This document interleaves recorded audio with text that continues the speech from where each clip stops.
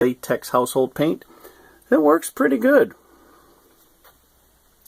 Most of my track is FlexTrack, Atlas, SnapTrack. Very, very little bit of hand-laid here and there, but most of it is commercially available track. It's all Code 100. It's very economical for me to use Code 100.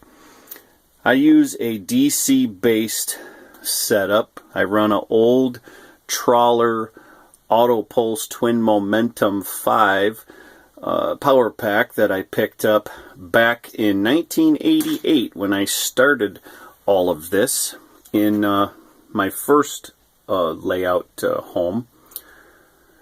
This particular layout has been moved several times in between various homes, apartments, and